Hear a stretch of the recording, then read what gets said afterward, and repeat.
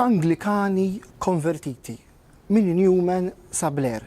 Kien xi ftit jew is-suġġett li tkellimna dwaru u l-personaġġi li semmejna jaqgħu taħt dan it-titlu.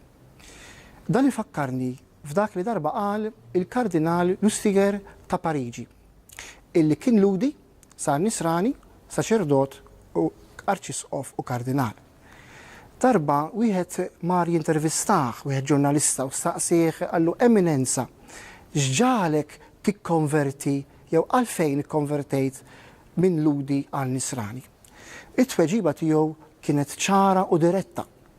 Għallu Għażiż, jiena ma kkonvertejtx minn reliġjon ludija għal reliġjon kristjana. Jiena ludi li għamilt il-vjaġġ sħiħ. Wasalt sad-destinazzjoni. Dan il-mod rid juri li l-Ġudajiżmu meta interpretat fis-sħuħija kollha tiegħu, fid-dawl tal-verità kollha, iwassal lil-ludi nnifsu biex iħaddan lil Kristu. F'dan il-ktieb tiegħi minn Newman sa Blair, Anglikani li saru Kattoliċi, jiena fittixt illi nara min huma dawk l-iktar personaġġi fuq il-firxa ta' dawn l-aħħar 200 sena illi għamlu din il-qabża, din il-leap of faith biex ngħidula hekk. Huma li diġà kienu nistafidi.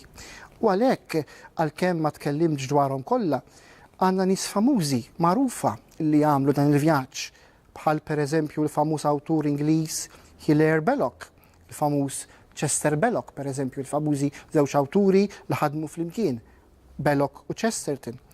Pereżempju Frederick William Faber, awtur ta' ħafna innijiet li jitkantaw fil-knejjes tal-Ingilterra.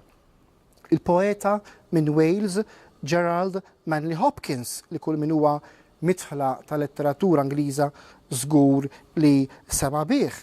Il-poeta Vittorjan Coventry Patmore.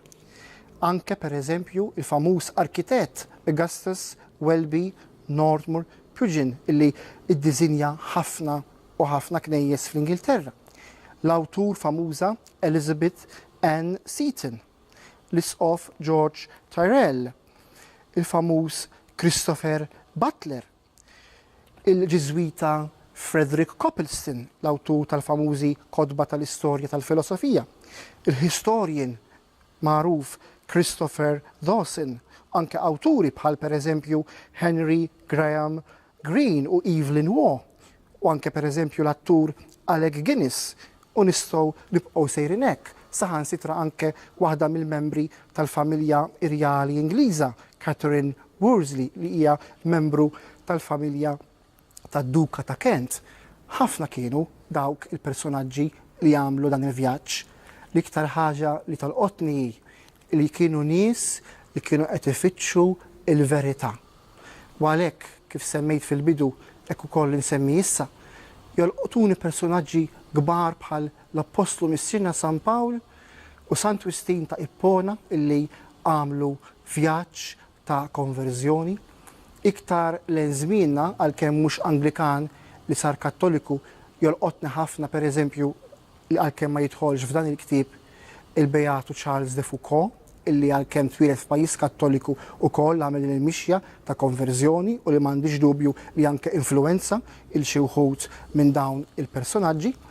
U fl-aħħar mill-aħħar il-proċess għadu għaddej il għaliex ma ninsewx li fost il-wirt sabiħ li ħallilna il-Papa Benedittu XVI hemm il-famuża għaqda li fija hemm din il-possibilità li wieħed jidħol meta jkun Anglikan u jsir Kattoliku b'mod partikolari jekk ikun membru tal-kleru tal-Knisja Anglikana u irid isir Kattoliku, jista' jidħol membru f'din l-għaqda li l-Papa Benedittu XVI jitkellem fuqha f'wieħed mid-dokumenti tiegħu illi propju għandi hawnhekk f'idejja, il-Kostituzzjoni Apostolika Anglicanorum Cetibus li tipprovdi għall-ordinarjati personali għall-Anglikani li deħlin f'komunjoni sħiħa mal-Knisja Kattolika. Aħna fil-Belt Valletta għandna il-katedral jew pro-katedral ta' San Pawl, għandna il-preżenza tal-komunità Anglikana f'Malta u f'Għawdex li taħdem id fit f'dawl ekumeniku mal-Knisja Kattolika. Hemm żewġ modi kif wieħed jista' jħares lejn l-ekumeniżmu, hemm dawk li jħarsu lejn l-ekumeniżmu bħala l-knejjes kollha nsara mixjin flimkien lejn destinazzjoni li l-Ispirtu Santu irid iwassalna għalija. Hemm dawk iktar tradizzjonali li jippreferu jaraw il-Kristjaniżmu kollu jerġa' jingħaqad mal-Knisja Kattolika. Tistaqsu lili li ma waħda nagħżel minn dawn it-tnejn ngħidilkom li qiegħed nofs triq bejniethom għadni ma wasalx biex nifforma l-aħjar opinjoni ta' x'nifhem bil-kelma ekumeniżmu. Imma u x'inhu l-Ispirtu Santu jibqa' dejjem il-protagonist u la darba huwa Spirtu tistenna minnu ħafna affarijiet li ma tkunx tistennihom. Jalla daw kollha li jfittxu l-verità ma jkunux persuni li jsibu minn itelfilhom il-ħarsa ġusta li għandu jkollhom lejn il-Knisja Kattolika u lanqas lejn il-knejjes l-oħra insara, ħalli kull min qed ifittex il-verità jimxi pass pass u jsiba mingħajr ma jkun imxekkel minn perikli li ma nix bżonnhom, imma ifittex dejjem li permezz tal-kelma talla u l-kitbiet tas-Santi Padri u fuq kollox nerġa' nsemmi lill-Ispirtu Santu jasal għal dik il-verità u ta' capital V li tant għandna bżonna ħalli kif kien qalilna Papa Benedittu 16 ma nsirux vittmi tar-relattiviżmu morali u reliġjuż li qiegħed idawwarna. Grazzi.